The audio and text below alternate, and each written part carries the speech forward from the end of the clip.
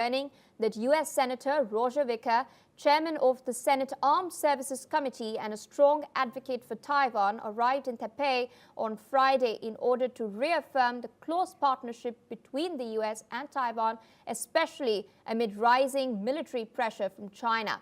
Here is what he said as he landed at the airport.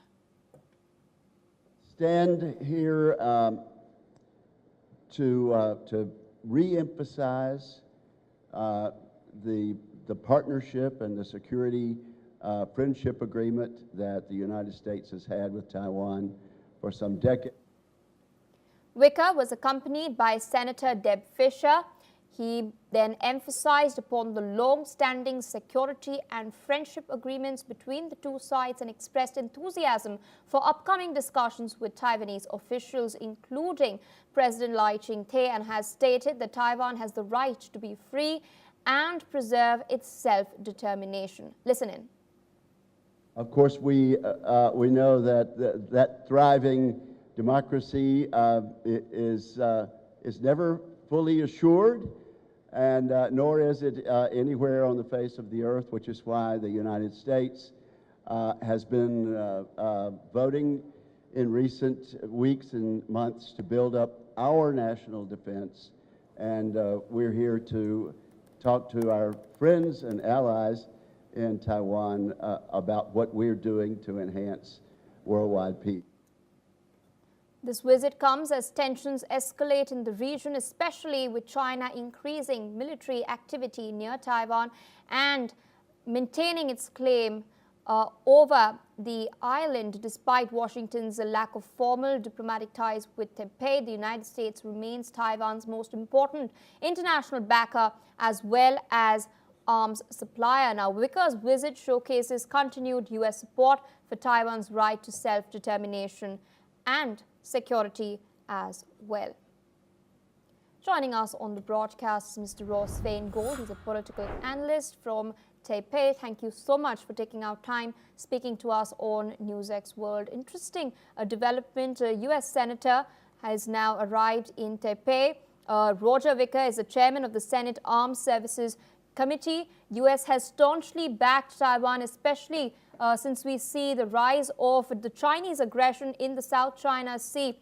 There have been several incursions by Chinese aircrafts, Chinese ships as well into Taiwanese water over Taiwanese airspace, and we've seen a lot of build-up of Chinese military infrastructure in artificial islands around Taipei, Taiwan in particular. What can we expect from this visit, especially taking in view the recent activity by the PLA? Frankly, I wouldn't expect too much from this visit. As you indicated, U.S.-Taiwan relations, specifically in the military sphere, are very close.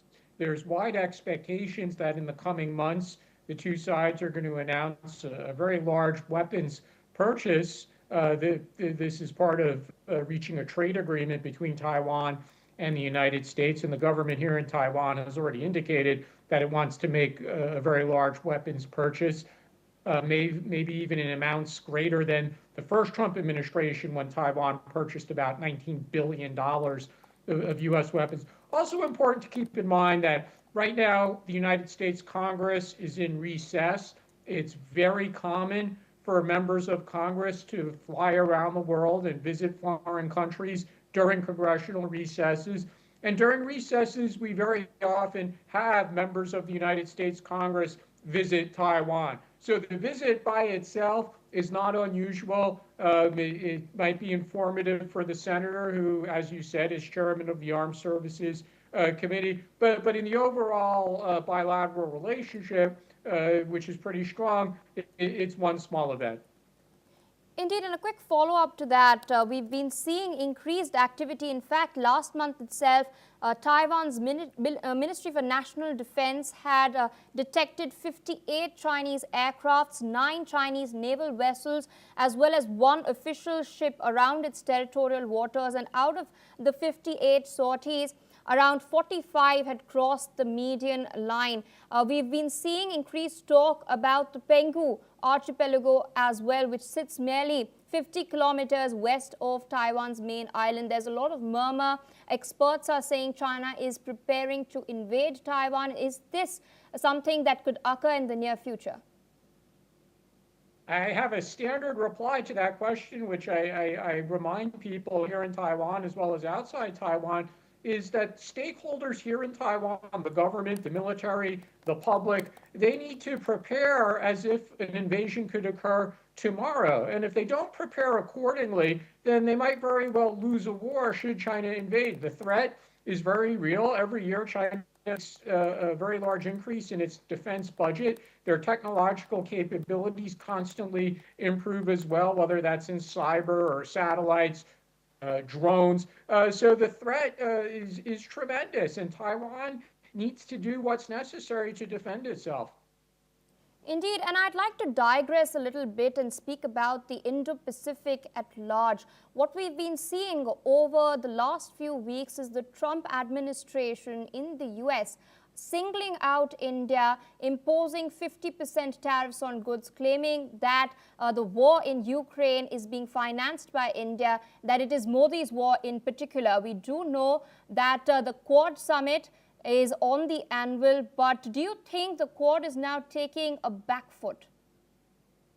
I'm trying to keep a positive view on this. Certainly, there's been a tremendous amount of media coverage to the possibility that India-U.S. relations are taking a downturn, and specifically because of the tariff that the Trump administration has imposed over India's purchases of Russian oil. But ultimately, India's greatest security threat is China, and India's greatest partner with regard to that threat is the United States. And there was such a great relationship between Modi and Trump during the first Trump administration. And to be fair, the Biden-Modi relationship was strong as well. There was many joint projects announced during the Biden administration in various areas like technology industry cooperation, health, and others.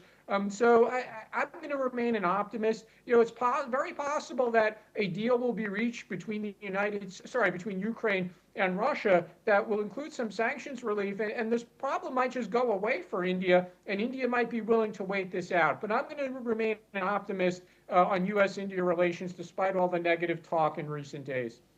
All right. I request you to stay on with us as we're shifting our focus away